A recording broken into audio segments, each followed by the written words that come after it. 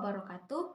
Halo teman-teman, perkenalkan nama saya Fazia Auliasyah dengan NIM 20700120067 dari Universitas Islam Negeri Alauddin Makassar, Fakultas Tarbiyah dan Keguruan, Prodi Pendidikan Matematika.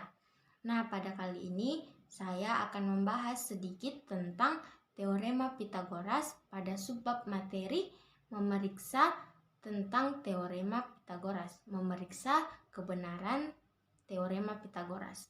Nah, sebelum kita masuk ke video intinya, kalian jangan lupa tekan tombol like, komen, dan share ke teman-teman kalian. Dan jangan lupa kalian harus tonton videonya sampai habis. Tanpa berlama-lama lagi, langsung saja kita masuk ke video intinya.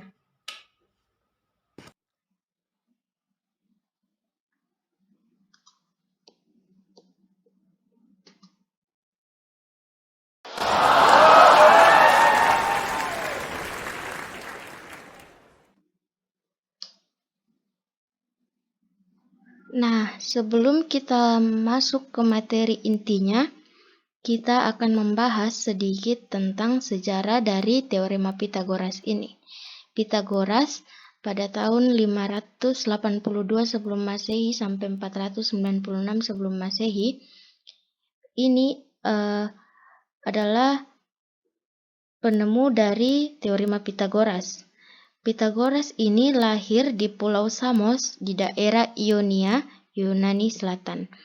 Nah, salah satu peninggalan dari Pitagoras yang paling terkenal hingga sampai saat ini adalah teorema Pitagoras.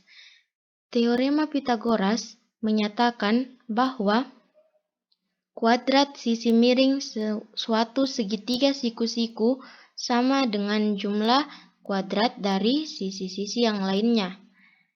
Nah, yang unik dari teorema ini, ternyata rumus ini sudah ada 1000 tahun sebelum masa Pitagoras, di mana orang-orang Yunani sudah mengenal perhitungan rumus Pitagoras ini dengan perhitungan ajaib. Walaupun faktanya isi teorema ini telah banyak diketahui sebelum lahirnya Pitagoras. Namun, teorema ini dianggap sebagai temuan Pitagoras karena ia yang pertama membuktikan pengamatan ini secara matematis. Ia menggunakan metode aljabar untuk membuktikan teorema Pitagoras ini. Nah, tanpa kita sadari, ternyata bumi yang indah beserta kehidupan yang ada di dalamnya ini tidak lepas dari perhitungan matematika. Oleh karena itu, kita perlu belajar matematika dengan lebih mendalam, sehingga bisa menguak rahasia alam sekaligus membuktikan kemahabesaran ciptaan Tuhan yang Maha Esa. Matematika adalah ilmu yang menarik untuk kita pelajari, bukan ilmu yang menyeramkan, seperti dikatakan sebagian orang yang tidak suka terhadap pelajaran matematika. Nah, karena telah banyak sejarah yang menceritakan tentang peran matematika dalam memajukan peradaban manusia, salah satunya adalah teorema Pitagoras ini yang menjadi pelopor perkembangan ilmu geometri dan arsitektur. Nah, pada subbab materi memeriksa kebenaran teorema Pitagoras. Teorema Pitagoras ini banyak sekali dimanfaatkan dalam kehidupan sehari-hari. Salah satunya itu diantaranya dalam bidang pertukangan. Nah, seorang tukang yang akan membangun rumah biasanya mengukur lahan yang akan dibangun. Tukang tersebut memastikan bahwa sudut-sudut pondasi dari bangunan benar-benar berbentuk siku-siku. Nah, cara membuat sudut siku-siku bangunan merupakan ilmu yang sering digunakan dalam pelaksanaan pembangunan konstruksi gedung bertingkat tinggi seperti hotel, mall, dan sebagainya. Selanjutnya langsung saja kita masuk ke segitiga yang berhubungan dengan Pitagoras. Nah, di sini bisa kita lihat segitiga siku-siku. Segitiga siku-siku yang tertera tersebut terdapat panjang sisi siku-sikunya atau sisi tegak adalah sisi A dan sisi B. dan panjang sisi miring atau hipotenusa adalah sisi C. Seperti yang tadi dikatakan, teorema Pitagoras menyatakan bahwa kuadrat sisi miring suatu segitiga siku-siku sama dengan jumlah kuadrat dari sisi-sisi yang lain. Di sini bisa kita lihat segitiga siku-siku. Sisi A itu merupakan sisi tegak, sisi B merupakan sisi datar, dan sisi C merupakan sisi miring atau hipotenusa. Nah, ini bisa saja berganti-ganti, bisa B menjadi sisi tegak, A menjadi sisi datar, dan sebagainya. Nah, di sini seperti yang tadi pernyataan Pitagoras bahwa kuadrat sisi miring sama dengan jumlah kuadrat sisi-sisi lainnya. Nah, di sini sisi miringnya yaitu di sini adalah sisi miringnya yaitu C. Berarti kuadrat dari sisi miring yaitu C kuadrat sama dengan jumlah dari sisi-sisi lainnya. Nah, sisi-sisi lainnya yaitu sisi A dan sisi B. Berarti jumlah kuadratnya itu A kuadrat ditambah B kuadrat. Jadi, rumusnya yaitu C kuadrat sama dengan A kuadrat ditambah B kuadrat. Nah, selanjutnya ini bisa saja dibalik menjadi A kuadrat ditambah B kuadrat sama dengan C kuadrat. Nah, di sini bisa kita lihat jika kita ingin mencari sisi miring, kita gunakan rumus yang tadi, yaitu C kuadrat sama dengan A kuadrat ditambah B kuadrat, atau bisa juga A kuadrat ditambah B kuadrat sama dengan C kuadrat. Dan jika kita ingin mencari sisi tegak dari segitiga ini, kita bisa menggunakan rumus A kuadrat sama dengan C kuadrat dikurang B kuadrat. Dan jika kita ingin mencari sisi datar, kita bisa menggunakan rumus B kuadrat sama dengan C kuadrat dikurang A kuadrat. Selanjutnya kita masuk ke contoh soal.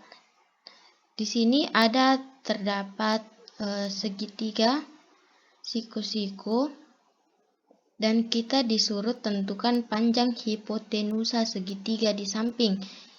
Berarti kita disuruh menentukan panjang sisi miring dari segitiga tersebut. Nah, penyelesaiannya kita gunakan dengan rumus yang tadi. Rumus yang tadi yaitu A kuadrat ditambah B kuadrat sama dengan C kuadrat, atau bisa juga C kuadrat sama dengan A kuadrat ditambah B kuadrat. Nah, karena di sini kita ketahui sisi A-nya yaitu 5, nilainya 5, dan sisi B-nya yaitu nilainya 12. Jadi langsung saja kita substitusikan 5 kuadrat ditambah 12 kuadrat sama dengan C kuadrat. Karena nilai C-nya ini belum diketahui atau nilai hipotenusanya ini belum diketahui. Lanjut, 5 kuadrat itu menghasilkan 25 dan 12 kuadrat itu menghasilkan 144. Jadi 25 tambah 144 yaitu 169. Kenapa di situ bisa akar? Karena dari ruas kanan itu C kuadrat. Jika kita ingin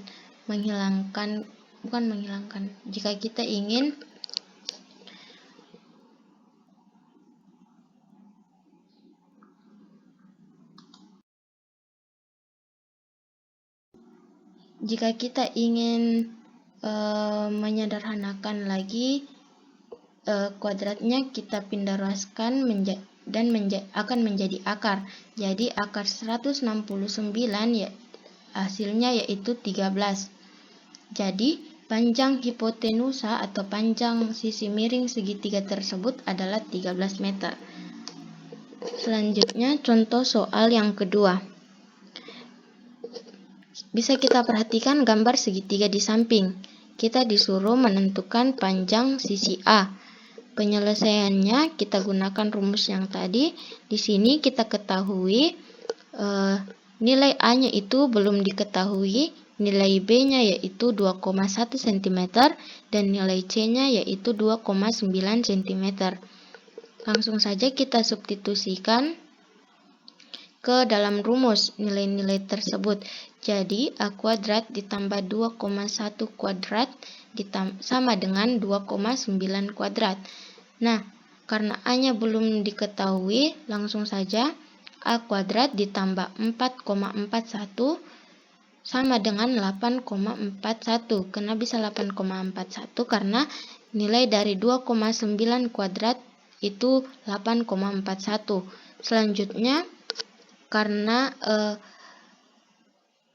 sama-sama nilai, jadi 4,41 itu kita pindahkan ke sebelah kanan yang tadinya positif menjadi negatif. Jadi, untuk mencari nilai A, yaitu A kuadrat sama dengan 8,41 dikurang 4,41.